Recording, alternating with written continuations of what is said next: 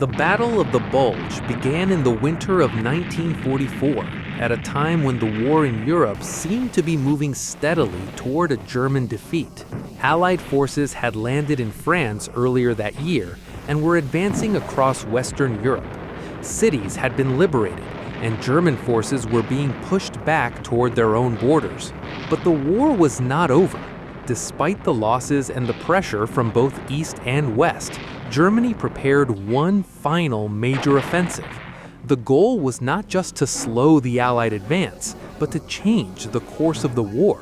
The plan was bold. German forces would launch a surprise attack through the Ardennes Forest, a region of dense woods and difficult terrain. This area had been chosen for a reason. Allied commanders believed it was unlikely that a large-scale attack could come through such terrain, especially in winter conditions. That assumption would be tested. The German objective was ambitious. The attack aimed to break through Allied lines, cross the Meuse River, and capture the port of Antwerp. If successful, it would split Allied forces and disrupt their supply lines. This could force negotiations, or at least delay the Allied advance significantly. To achieve this, Germany gathered its remaining strength. Tanks, infantry, and artillery units were assembled for the operation. Many of these were among the last reserves available. Fuel and supplies were limited, but the hope was that speed and surprise would compensate for these weaknesses.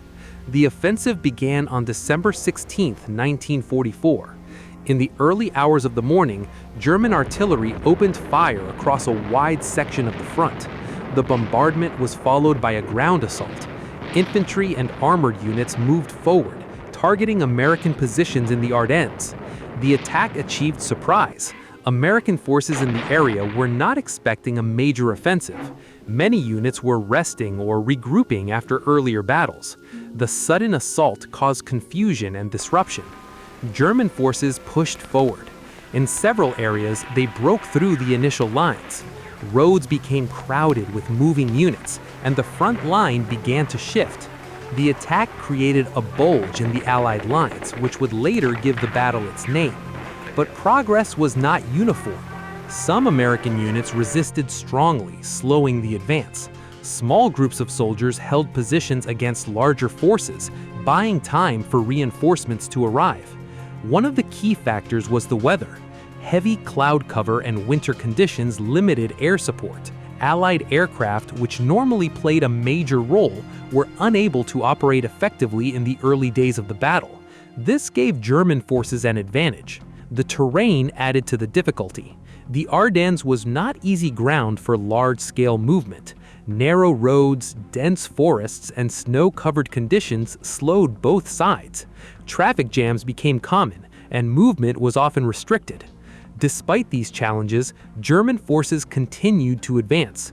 They captured several towns and created uncertainty among Allied commanders.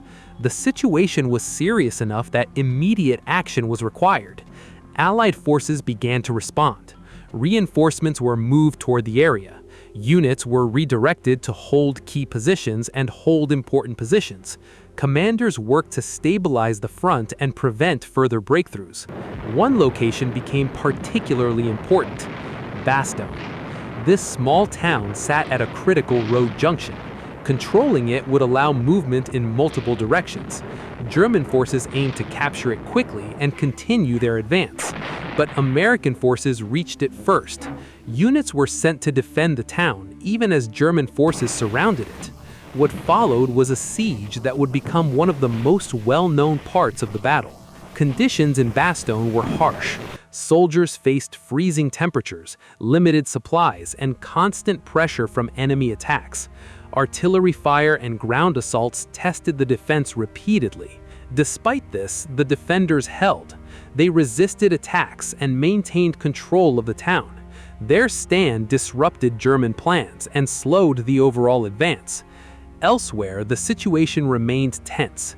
German forces continued to push forward, but their speed began to slow. Resistance increased and supply problems became more serious. Fuel shortages in particular affected the movement of armored units. The element of surprise was fading. As more Allied units arrived, the initial advantage began to disappear. Coordination improved and defensive lines became stronger. Another change came with the weather. As conditions improved, Allied aircraft returned to the battlefield. Air attacks targeted German forces, supply lines, and vehicles.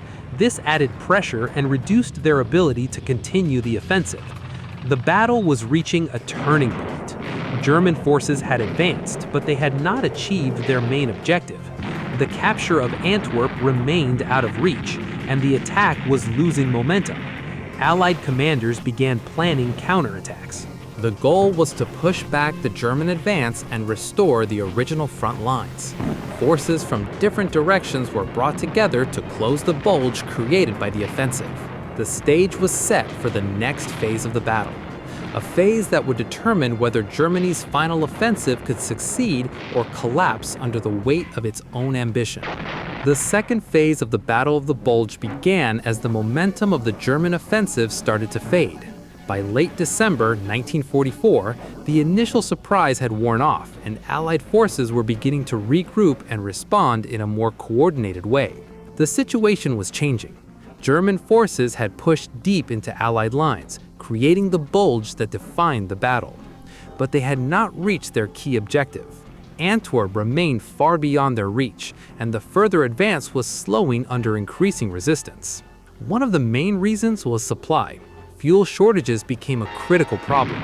German armored units depended on a steady flow of fuel to continue moving forward, but supplies were limited.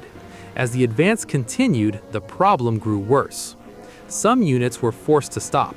Tanks and vehicles could not move without fuel, and this reduced the pace of the offensive. Plans that depended on speed and coordination began to break down. At the same time, Allied resistance grew stronger. American and British forces moved into position to block further advances. Reinforcements arrived from different areas, filling gaps in the line and strengthening key defense points. Bastogne remained a central focus.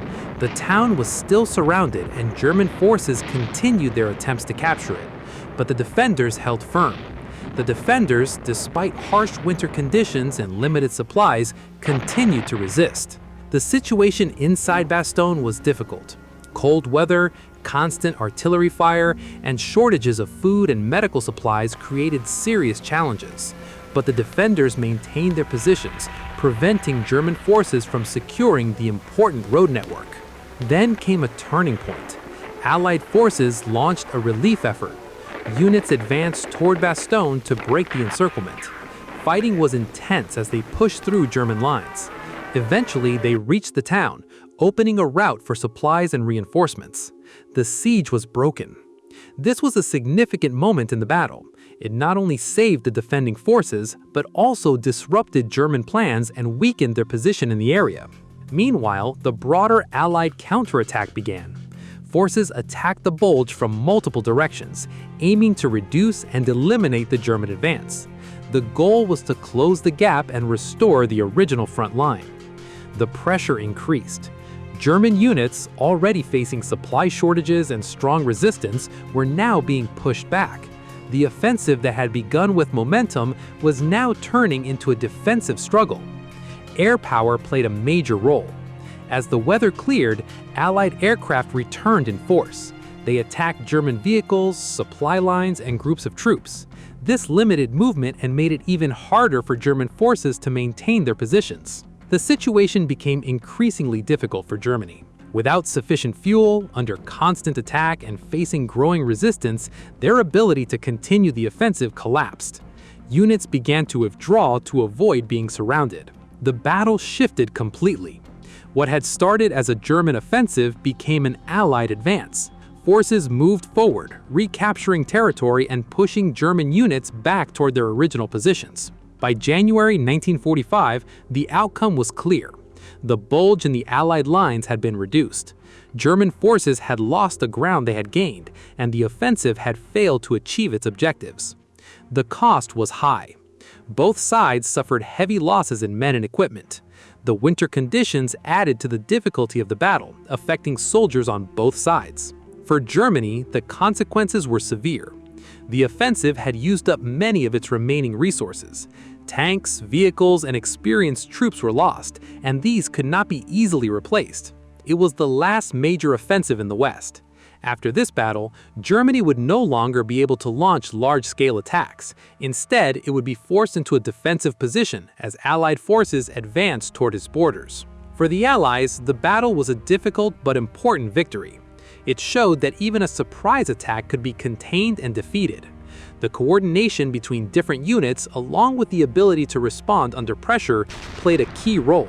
The Battle of the Bulge also highlighted the importance of logistics. Fuel, supplies, and communication were just as important as weapons and manpower. Without them, even a strong offensive could fail. It also showed how quickly a situation can change.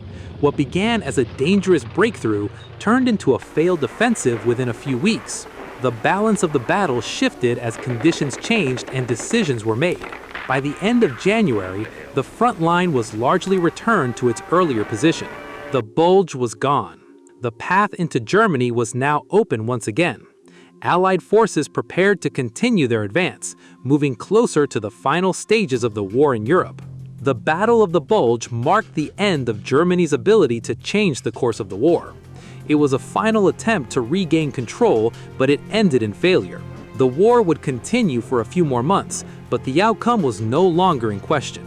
And in that winter battle, fought in snow, forests, and freezing conditions, the last hope of a German comeback came to an end.